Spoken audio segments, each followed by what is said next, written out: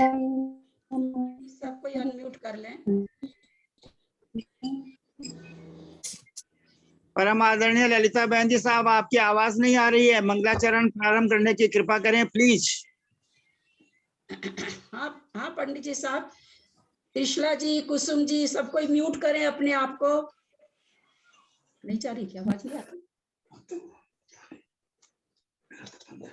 आवाज नहीं आ रही है क्या? आवाज आ रही है ललिता बहुत दीदी, अच्छी आ रही है दीदी, बहुत अच्छी आवाज आ रही है। सबको म्यूट कर लें अपने आप को। सरस्वती नमस्तुभ्यं वरदे कामरूपिणी, विद्यारंभं करिष्यामि सिद्धिर्भवतु मे सदा। दासंग जिनवानी माता की जय। सत्संख्या अनुयोग द्वार ग्रंथराज की जय। मुनि श्री प्रणम्य सागर जी महाराज की जय। ढाई दीप में विराजमान आचार्य उपाध्याय सर्व साधु के चरणों में नमोस्तु नमोस्तु नमोस्तु। सभी आरिका माता जी के चरणों में वंदामी वंदामी वंदामी। सभी क्षुल्लक केलक के चरणों में इच्छामी। सभी प्रतिमाधारी के चरणों में वंदना वंदना वंदना। ग्रुप में विराजमान पूज्य बाबू जी, नमीचंद बाबू जी, उमराव भाभी और भी जो बड़े लोग हैं, सबको सादर चरण स्पर्श। पंडित जी साहब सादर प्रणाम। बाकी सबको सादर जय जिनेन्द्र। सत्संख्या योगद्वार ग्रंथराज है, उसमें स्पर्शन परिरूपणा चल रही है। स्पर्शन परिरूपणा में आहार मार्गणा शुरू होगी आज।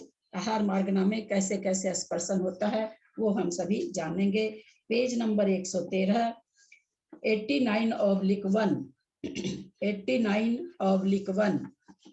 आहार मार्गणा के अनुवाद से मिथ्या दृष्टियों ने छीन कसाय तक के आहारकों का स्पर्शन ओग के समान है, क्योंकि जितने देव हैं, जितने नारकी हैं, जितने मनुष्य हैं, जितने त्रियंच हैं, इनमें 4 गुण स्थान तो होते ही हैं। 5वां गुण स्थान और 5 गुण स्थान से आगे गुण स्थान 12 तक मनुष्यों में होते हैं। मनुष्यों में सारे ही पद लोक का संख्यात्मक भाग घटता है। त्रियंच के अपेक्षा, नारकी के अपेक्षा और देव की अपेक्षा हम सारे स्पर्शन समझ चुके हैं। विक्रिय की अपेक्षा देवों में ही घटता है। विहारवत की अपेक्षा भी देवों में ही घटता है। बाकी मारणांतिक और उपाद की अपेक्षा सभी गति में राजू प्रमाण में स्पर्शन घटता है। ये हम सबों ने जान लिया है। संयोग केवली नाम लोकस्य संख्या भाग। संयोग केवलियों का स्पर्शन लोक का असंख्यात्मा भाग है। मनुष्य ही होते हैं, अतः लोक का असंख्यात्मा भाग है। अनाहारा केसु मिथ्या दृष्टि भी सब लोक स्पृष्ट है। अनाहारकों में मिथ्या दृष्टियों ने सर्वलोक स्पर्श किया है, क्योंकि विग्रह गति में मिथ्या दृष्टियों का गमनागमन सर्वलोक में अविरुद्ध है। जीव अनाहारक कब होता है? जब विग्रह गति में जाता है। 1, 2, 3 समय की गति वाली समय वाली विग्रह गति होती है तो अनाहारक होता है। ऋजु गति में नहीं होता है, इसलिए लिखा गया विग्रह गति में। 1 समय, 2 समय, 3 समय वाली गति को ही विग्रह गति कहा जाता है। तो कोई भी मिथ्या दृष्टि जीव पूरे लोक में पाए जाते हैं। यहाँ इंद्रियां अथवा काय वगैरह से नहीं लेना है। यहाँ सीधा मिथ्या दृष्टि गुण स्थान घटाना है अनाहारक में। तो 1 इंद्री से लेके पंचेंद्री संगी सभी आ जाएंगे, जितने भी मिथ्या दृष्टि हैं।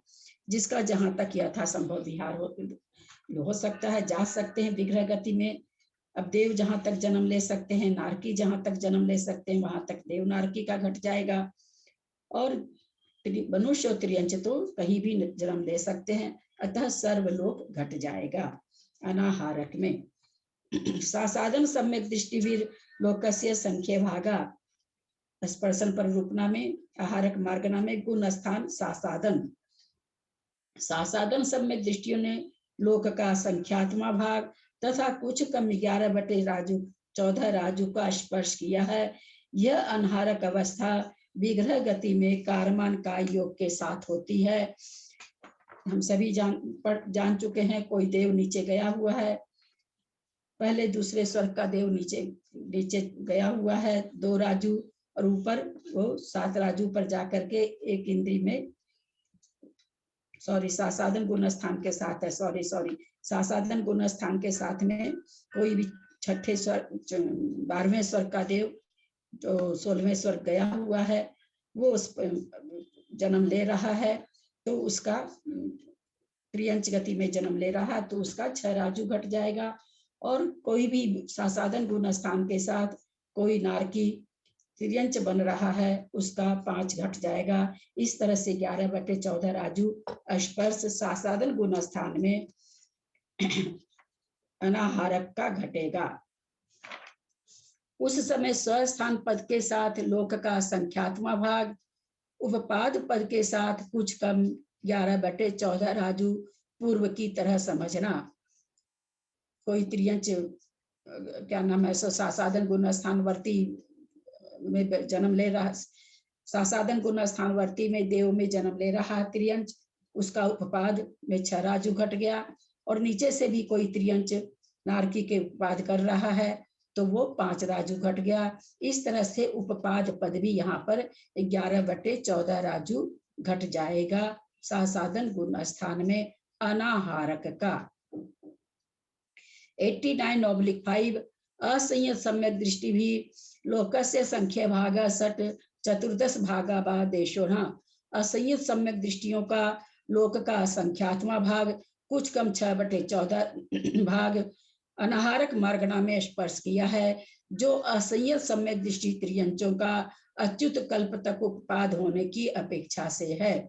उपपाद पद घटा रहे हैं, कोई त्रियंच सम्यक दृष्टि मरण को प्राप्त हो रहा है और वहां अच्युत कल्प में वो देव बनने वाला है, तो वहां वो मरण किया, वहां पर देव का उपपाद हो गया, तो और वो जाके 16वें सर्ग में जाके जन्म ले रहा, तो उपपाद पद में 6 राजू का स्पर्शन इस तरह से घट गया असंयत सम्यक दृष्टि त्रियंच मरने से।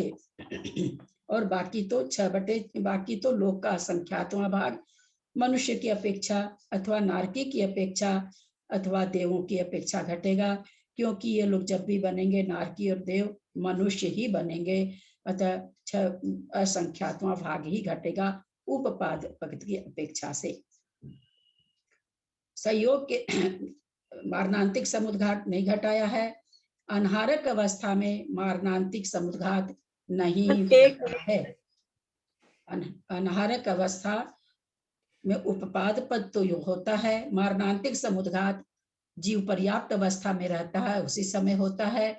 इसलिए अनाहारक अवस्था में विहारवत विक्रिया वेदना ये सब नहीं घटाए गए हैं, केवल उपपाद अस्वस्थान घटाया गया है। संयोग केवली नाम लोकस्य संख्या भागा सर्वलोकोवा। संयोग केवलियों ने लोक के असंख्यात बहुभाग क्षेत्र का तथा सर्वलोक का स्पर्श किया है। जो क्रमशः प्रतर और लोक पूर्ण समुद्घात की अपेक्षा जानना, क्योंकि इन दोनों समुद्घातों में कारमान का योग मात्र रहने से अनाहारक अवस्था बन जाती है।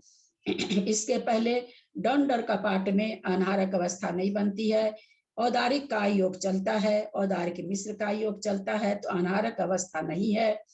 प्रतर में कारमान का योग होता है, लोक पूर्ण में कारमान का योग होता है। कारमान का योग को ही अनाहारक अवस्था कही जाती है।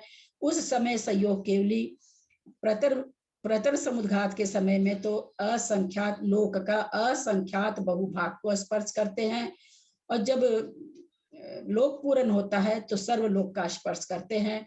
तो इस तरह से संयोग केवली का अनाहारक अवस्था में लोक का असंख्यात बहुभाग स्पर्श होगा और पूरे लोक का स्पर्श होगा।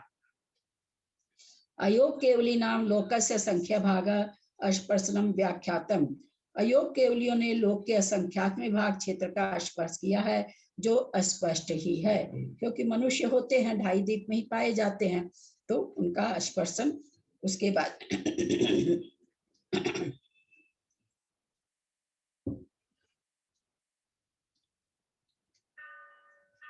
तत्वार्थ वृत्ति पदम संयोग केवली नाम लोकस्य संख्या भाग कुतः इति चेत आहारक अवस्थायां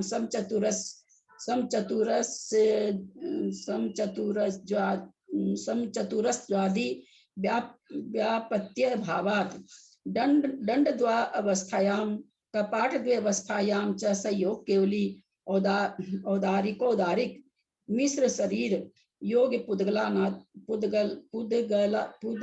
दाने नाहारकः उक्तम च दंड दुगे ओराले कवाट जुगले च पैर संवरणे मिशोरालंबनियम शेषतीये जानकम मह्यम दंड कवाट यश्च पिंड तो अल्प क्षेत्रतया समचतुरज्वादी व्याप्यत्य भावात् सिद्धो लोकस्य संख्या भाग अनहारा केसु सासादनस्य सठ पृथ्वी तो निसृत्य त्रियक लोके प्रादुर्भावात् पंच अच्युतादागात्यः तत्रैवोत्पादात्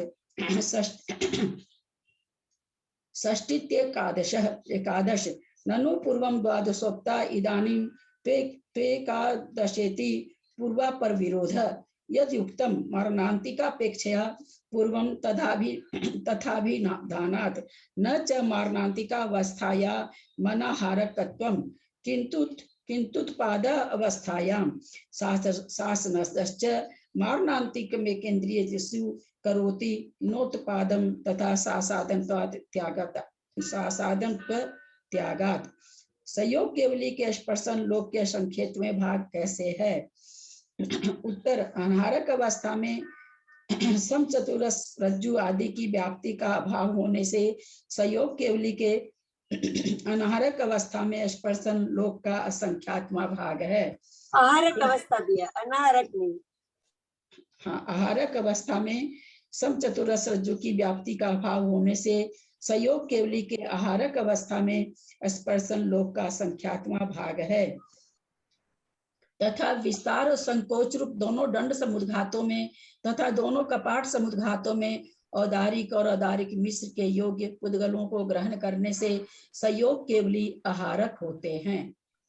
कहा भी है विस्तार और संकोच रूप दोनों दंड समुद्घातों में औदारिक का योग होता है, विस्तार और संकोच रूप दोनों कपाट समुद्घातों में तथा संकोच रूप प्रतर समुद्घात में औदारिक मिश्र का योग होता है, शेष तीन में और कार्मन का योग होता है। दंड और कपाट में पिंड रूप से अल्प क्षेत्र होने के कारण समचतुरस रज्जु आदि की व्याप्ति का अभाव होने से लोक का असंख्यातवां भाग स्पर्शन सिद्ध होता है। दंड और कपाट में पिंड रूप आत्मा के प्रदेश निकले हुए तो हैं पर वे पिंड रूप में हैं। ऐसा नहीं है कि दो प्रदेश कहीं और चला गया, दो प्रदेश कहीं और चला गया, वे सारे एकदम पिंड रूप में ही हैं। तो इसलिए कहते हैं कि लोक का असंख्यातवां भाग दंड और कपाट में होता है। अनाहारकों में सासाधन सम्यक दृष्टि के छठी पृथ्वी से निकलकर त्रियक लोक में उत्पन्न होने से 5 राजू होते हैं और अच्युत सर्ग से आकर त्रियक लोक में उत्पन्न होने से 6 राजू होते हैं। इस तरह अनाहारक का 11 राजू जो हमने अभी समझा था वहां कि छठे नरक से नारकी निकल के छठे नरक में नारकी मर रहा, सासाधन गुण स्थानवर्ती तिर्यंच का उपपाद हो रहा है, जाके स्वयंभू रमन में जन्म ले रहा है। तो विग्रह गति का 5 राजू अनाहारक का हो गया और अच्युत स्वर्ग से कोई त्रियंच मर रहा है, वहां अच्युत स्वर्ग का देव 12वें स्वर्ग का देव अच्युत स्वर्ग में जाकर के वहां पर से मरण को प्राप्त हो रहा है, वहां स्वयंभू रमन का त्रियंच का उपपाद हो रहा है। तो 6 राजू हो गया। इस तरह से सासाधन गुण स्थान में अनाहारक अवस्था में 11/14 राजू घट जाता है। पहले तो आपने 12 राजू कहे थे, अब 11 राजू कहे हैं, इससे तो पूर्वापर विरोध आता है। उत्तर ऐसा कहना उचित नहीं है। पहले मारणांतिक समुद्घात की अपेक्षा 12 राजू स्पर्शन कहा था, किंतु मारणांतिक अवस्था में जीव अनाहारक नहीं होता, किंतु उत्पाद अवस्था में अनाहारक होता है। सासाधन सम्यक दृष्टि एक इंद्रियों में मारणांतिक करता है, उत्पाद नहीं करता, क्योंकि उत्पाद अवस्था में सासाधन पना छूट जाता है। यहाँ प्रश्न खड़ा किए कि आप तो 12 राजू बताए थे, तो यहाँ पर कह रहे हैं वो मारणांतिक समुद्घात की अपेक्षा बताए थे। सासाधन गुण स्थानवर्ती कोई त्रियंच स्वयंभू रमन में आ रहा है और कोई स्वयंभू रमन का त्रियंच एक इंद्री में जन्म ले रहा है। ईसद प्रागभार पृथ्वी में सासादन गुण स्थान यति विश्वाचार्य के अनुसार उस एक इंद्रिय में अपर्याप्त अवस्था में एक इंद्रिय में जन्म ले सकता है। तो इस तरह से वो 7 राज्य हो गया और नीचे से नरक का 5 राज्य हो गया। तो मारणांतिक समुद्घात की अपेक्षा 12 राजू है। उपपाद पद की अपेक्षा 12 राजू नहीं घटेगा। उपपाद पद में सासादन गुण स्थान नहीं पाया जाता है एक इंद्रिय के। तो इस तरह से यहाँ पर हमारा स्पर्शन प्ररूपणा आज समाप्त हुई, जो कि बहुत ही अद्भुत भी थी और बहुत कलिष्ठ भी थी, लेकिन हम लोगों ने यथासंभव जितना समझ सके हम लोगों ने समझा है। ऐसा कुछ नहीं इसमें रहा जो हम नहीं समझ पाए। जी प्लीज, एक जिज्ञासा है, क्या सभी केवली भगवान समुद्घात करते हैं? पंडित जी, दोनों तरह का विवक्षा देखने को मिलता है। कुछ आचार्य कहते हैं सभी करते हैं, कुछ आचार्य कहते हैं कि जिनका नाम गोत्र वेदनीय की स्थिति ज्यादा बच जाती है वो करते हैं। तो इस तरह के दोनों तरह का विवरण है पंडित जी साहब। हम लोग तो किसी एक को नहीं कह सकते कि एक सही और एक गलत है, पर रूपना दोनों मिलती है। ललिता जी, वहाँ 89/5 में जो तिरिंचों की अपेक्षा बताया कि असंख्यात्मा भाग है लोक का, तो वह मनुष्य, नारकी और देव की अपेक्षा असंख्यात्मा कैसे होगा? 89/5 हाँ, आपने बोल असंयत सम्यक दृष्टियों का लोक का असंख्यातवां भाग मनुष्य के हिसाब से है, क्योंकि असंयत मनुष्य कहाँ जाके जन्मेगा, मरण करेगा। तो हम लोग पहले समझ चुके हैं कि अगर छाई की नहीं तो नरक में भी जाएगा तो छूट जाएगा, त्रियंच में जाएगा छाई रहने छाई होगा तो भी भोग भूमि मिलेगा, छाई नहीं रहेगा तो छूट जाएगा, तो असंयत घटेगा नहीं। मनुष्य तो कहाँ घटेगा असंयत, छाई रहने से तो मनुष्य त्रियंच और मनुष्य और नरक में तीनों में घट जाएगा, तो तीनों में लोक का असंख्यातवां भाग बनेगा, एक राजू भी नहीं बैठेगा। कहाँ बनेगा इनका असंयत का, केवल देव पर्याय में जाने से ही बनेगा, और कहीं जाने से, क्योंकि कहीं भी और जाने से असंयतपना छूट जाता है। तो असंयतपने में इसीलिए उन्होंने त्रियंच और राजू में घटाना है। नारकी तो जाता नहीं, देव जाता नहीं, मनुष्य के जाने से 6 राजू बैठेगा नहीं, इसलिए उन्होंने कहा कि वे कोई असंयत सम्यक दृष्टि त्रियंच है जो कहाँ जन्म ले रहा है, उत्पाद कर रहा, वहां अच्युत स्वर्ग का देव, उसमें अच्युत स्वर्ग के देव का उत्पाद हो रहा है, वो 16वें स्वर्ग में जाके जन्म लेगा। अतः 6 राजू उत्पाद की अपेक्षा अनाहारक अवस्था में घट रहा है। ठीक।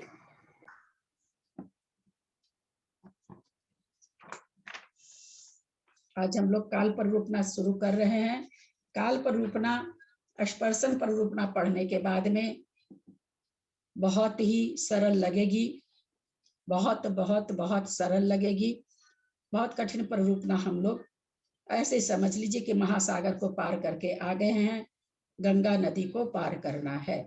बहुत सरल रहेगा, मुझे लगता है मैं अच्छी तरह से समझा पाऊंगी। बाकी और तो जैसा विवेचन आएगा तब देखेंगे। प्ररूपणा शुरू करते हैं। एक प्ररूपणा समाप्त हुई है। मेरा सबसे अनुरोध है, 1 बार 9 बार नमोकार मंत्र का सब कोई जाप कर ले।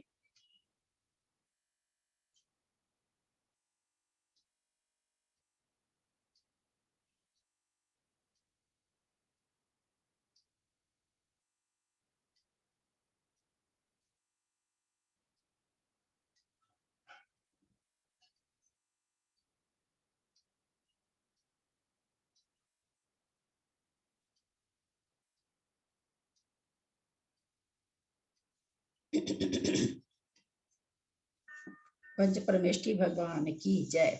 काल प्ररूपणा, काल प्ररूपणा का मतलब यहाँ पर क्या है, किस काल में कौन कौन से जीव कैसे कैसे पाए जाते हैं, कैसे किस किस मार्गना में, ये सब सारा इसमें वर्णन चलेगा। किस गुण स्थान के जीव कितने काल में पाए जाते हैं, कितने काल तक पाए जाएंगे लगातार, जघन्य से कितने काल तक पाए जाएंगे, उत्कृष्ट से लगातार कितने समय तक पाए जाएंगे। इस तरह का विवेचन यहाँ पर काल प्ररूपणा में बताया जाएगा। काल प्रस्तुयते, अब काल अनुयोग द्वार कहते हैं। सद्विध सामान्येन विशेषेण च, सामान्य और विशेष की अपेक्षा वह दो प्रकार का है। सामान्य न तावत मिथ्या दृष्टिर नाना जीवापेक्षा सर्वकाल। सामान्य कथन होता है, विशेष कथन हम सभी जानते हैं। गुण स्थान पर कथन करना, गुण स्थानों में मार्गना में गुण स्थान घटाना विशेष कथन होता है।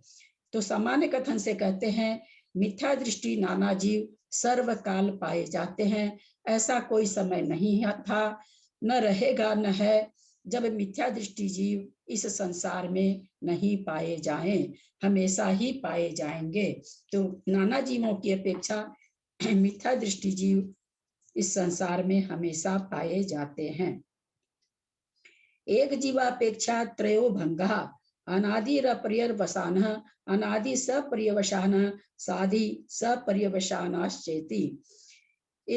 ऊपर नाना जीवों की अपेक्षा बोला सर्वकाल है, तो एक जीव की अपेक्षा क्या है तो बता रहे हैं, किंतु एक जीव की अपेक्षा काल तीन प्रकार का होता है। अनादि अपर्यवसित अर्थात अनादि अनंत काल, जो कि अभव्य जीवों की अपेक्षा प्राप्त होता है।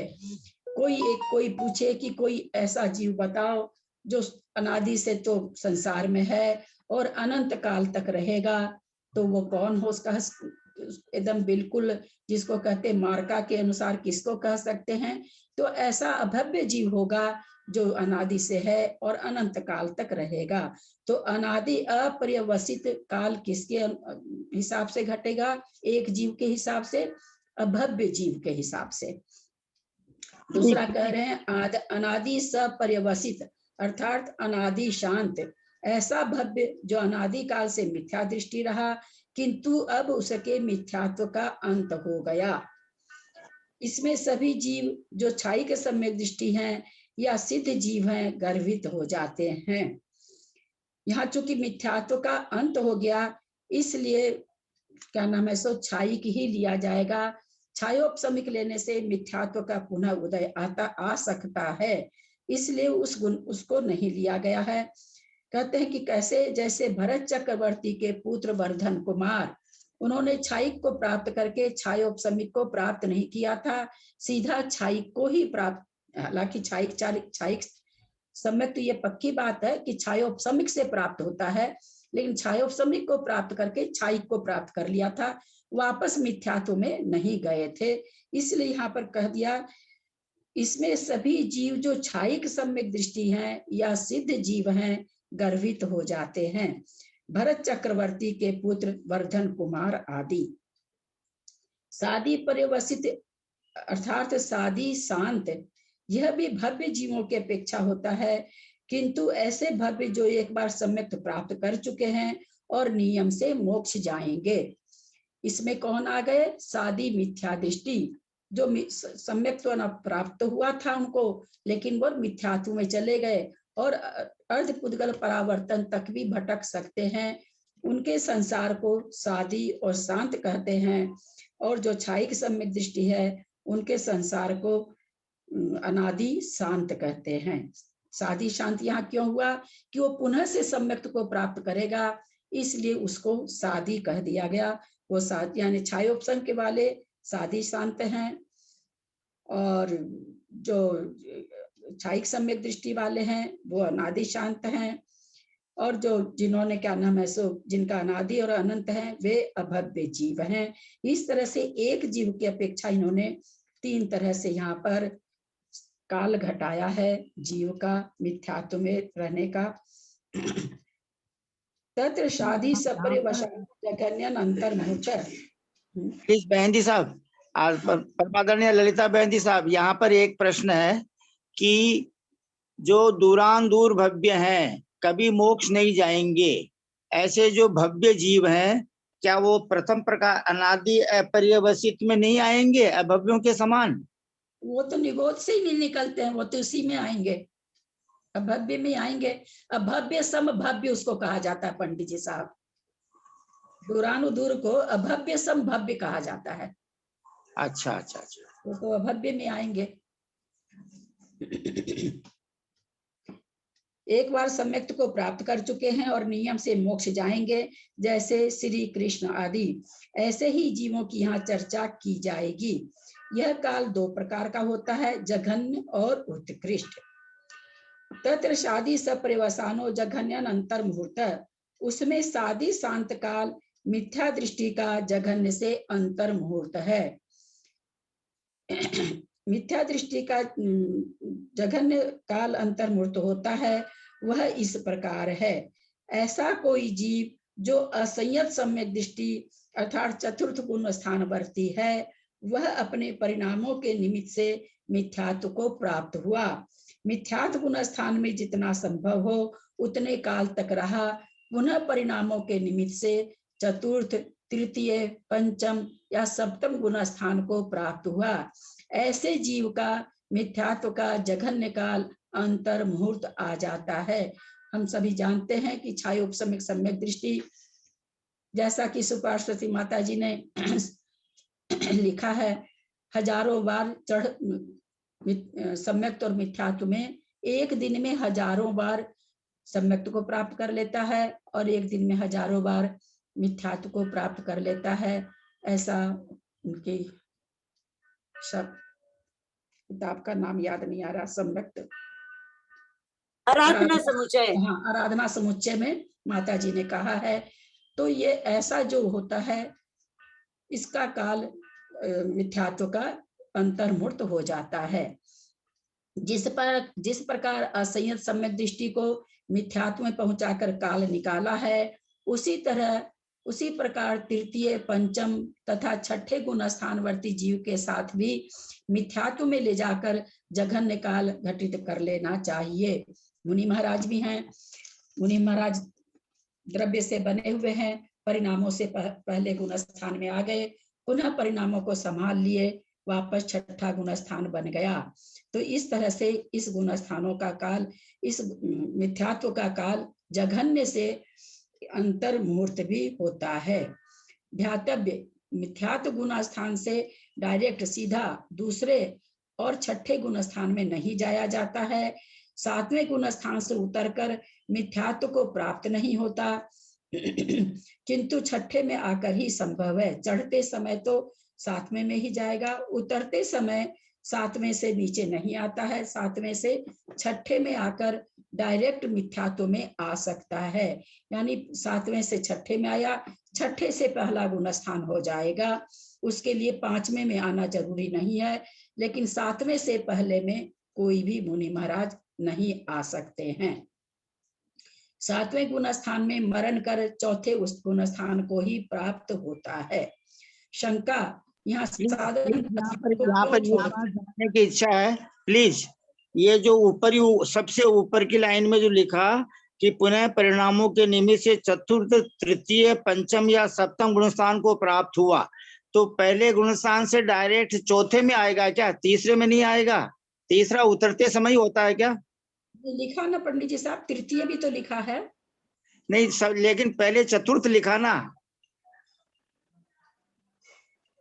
पहले तो क्या पुनः परिणामों के निमित्त से, नहीं चतुर्थ में, तृतीय में, किसी में भी आ सकता है, ऐसा कुछ नहीं है। वो लिखना क्या कारण से लिखा नहीं कह सकते, क्योंकि मिश्र प्रकृति का उदय आने से तीसरा बन जाएगा, असंयत सम्यक प्रकृति के उदय आने से चतुर्थ, पंचम बन जाएगा। तीसरे गुण स्थान में आ सकता है, पहले से तीसरे में आ सकता है, तीसरे में आता है, पहले से तीसरे में, बिल्कुल जी ठीक। दीदी उतरने में प्रणाम दीदी। दीदी प्रणाम, मैं ये पूछ रही थी कि जैसे अभी भाई साहब ने बोला तीसरे और पहले का, तो चढ़ते समय तो पहले से चौथे में ही जाएगा ना? नहीं, ऐसा कुछ नहीं है। पहले में आया हुआ है, उसने मिथ्यात्व के 3 टुकड़े कर लिए, सत्ता में सम्यक मिथ्यात्व प्रकृति भी है, तो तीसरे गुण स्थान से अच्छा आप ये कह रहे हैं कि चढ़ते में पहले चौथे में जाके तीसरे में आएगा? नहीं, पहले से तीसरे में प्रवेश है। आंटी मैं पूछ रही थी, जो अनादि मिथ्या दृष्टि है, पहली बार सम्यक दर्शन प्राप्त कर रहा है, तो वो पहले से चौथे में जाएगा कि तीसरे में जा सकता है? ऐसा मतलब कथन है। इसमें भी 2 आचार्यों का मत है। वो एक गाथा में एक अक्षर आ गया है, गाथा में वो अक्षर अभी मुझे याद नहीं आ रहा, उस अक्षर के चलते कोई आचार्य यह कहते हैं पहली बार जो मिथ्यात्व को 3 टुकड़ा करता है नियम से फिर मिथ्यात्व में ही जाता है। कुछ आचार्य कहते हैं जिस प्रकृति का उदय आया, मिथ्यात्व का उदय आया तो मिथ्यात्व में चला जाएगा। उदय आने का मतलब परिणाम, जैसा परिणाम मिथ्यात्व परिणाम हुआ तो मिथ्यात्व में चला जाएगा, सम्यक्त परिणाम हुआ तो चौथे गुण स्थान में चला जाएगा, मिश्र परिणाम हुआ तो तीसरे में चला जाएगा। उनका कहना है किसी में भी जा सकता है, परंतु कुछ आचार्य कुछ एक प्रकार से कह सकते हैं, प्रभमान परंपरा तो यही कहती है कि पहली बार तो मिथ्यात्व में जाता है।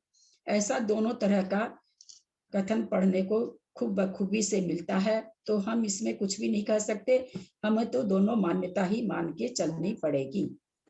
लेकिन ललिता जी पहले से गमन के अपन जो मार्ग पढ़ते हैं गुणस्थान से, तो उसमें तो आता है कि पहले से तीसरे, चौथे, पांचवे और हाँ। 7वें गुणस्थान में जा सकते हैं। तो जो पंडित जी पूछ रहे हैं कि पहले चतुर्थ क्यों दिया, हाँ, पढ़ा तो ऐसा ही कि ठीक पहले है कि यहाँ पर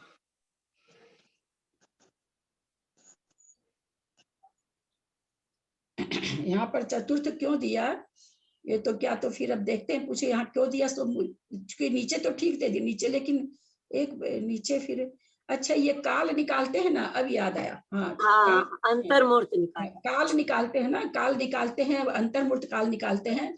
तो जब मिथ्यात्व में सम्यक परिणाम निकालेंगे तो ऊंचे चढ़ाते हुए निकालेंगे, और मिथ्यात्व मतलब संक्लेश परिणामों में घटाएंगे तो नीचे उतारते हुए निकालेंगे।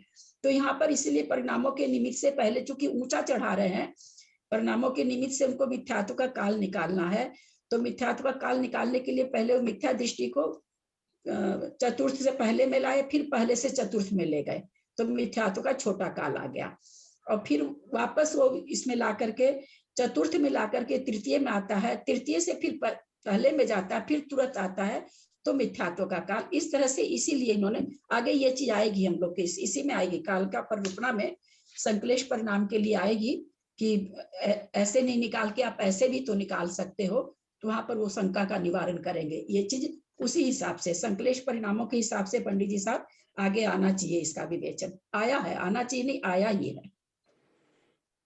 आगे जहां आता है वहां पर हम इसको बढ़िया से समझेंगे। यहाँ सासाधन गुण स्थान को क्यों छोड़ दिया, उत्तर क्योंकि सासाधन गुण स्थान से मिथ्यात्व में आया हुआ जीव सर्व जगह, आवाज नहीं आ रही, दाता भी छोड़ दिया ना आपने, हाँ ऊपर की दाता भी छोड़ दिया आपने, नहीं पढ़ी थी कुसुम जी, पढ़ी थी। क्योंकि सासाधन गुण स्थान से मिथ्यात्व में आया हुआ जीव सर्व जगह निकाल से अति शीघ्र अन्य गुण स्थान को प्राप्त नहीं होता, क्योंकि ऐसे जीव के अति तीव्र संक्लेश पाया जाता है।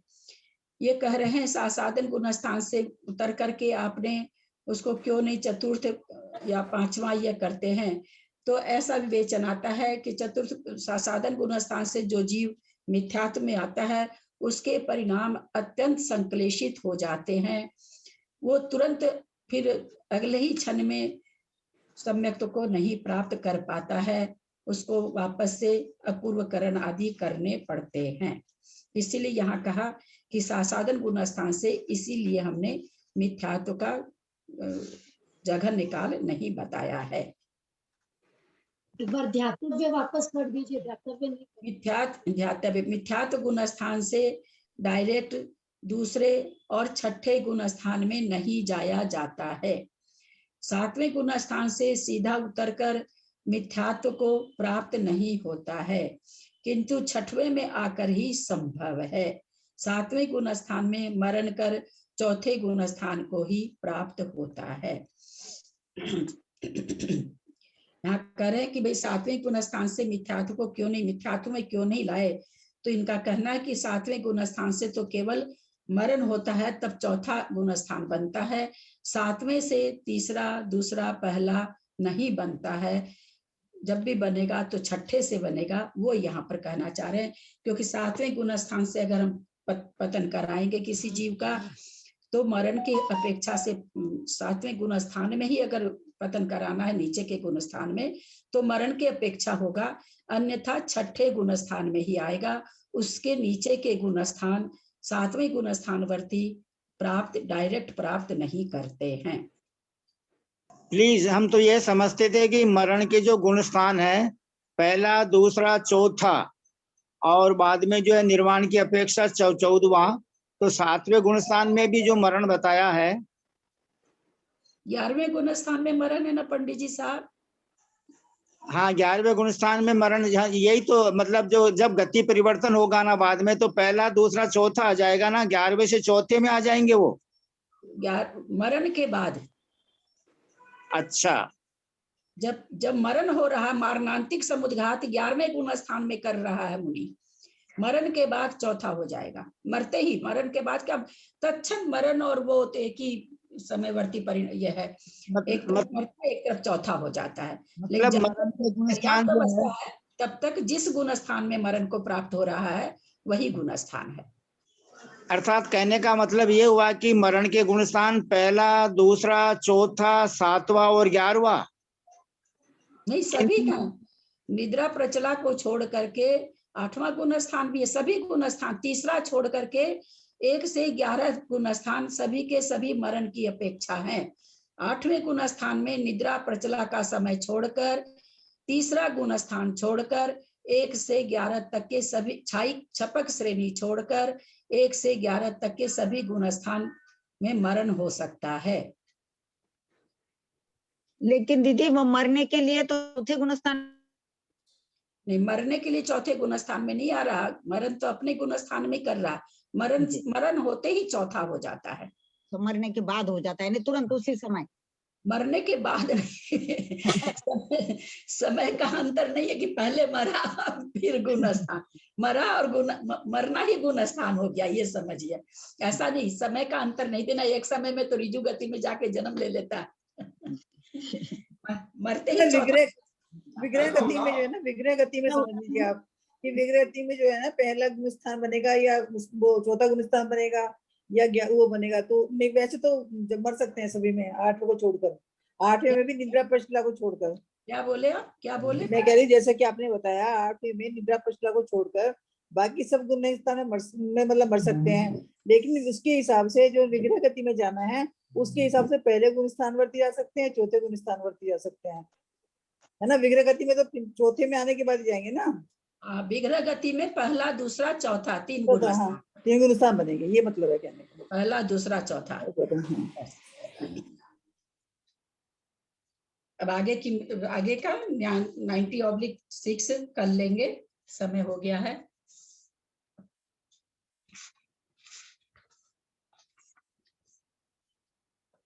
प्रणाम ललिता जी, प्रणाम पंडित साहब। पदवाक्यहीनं मया प्रमाद्याति किंचनोक्तं, तन्मे क्षमित्वा विदधातु देवी सरस्वती केवल बोधलब्धिं, बोधि समाधि परिणाम सुधि स्वात्मोपलब्धि शिव सौख्य सिद्धि, चिंतामणिं चिंतित वस्तु दाने त्वं वन्द्यमानस्य ममास्तु देवी, जाबानी के ज्ञान ते सुझे लोकालोक, सोवानी मस्तक चढ़ो सदा दे तुम धो, हे जिनवानी भारती तो ही जपू दिन रहन, वो तेरा शरण आ गए सो पावे सुख चैन, देव भजू अरहंत को गुरु से हो निर्ग्रंथ, दया धर्म पालू सदा यही मोक्ष का पंथ। 9 बार नमोकार।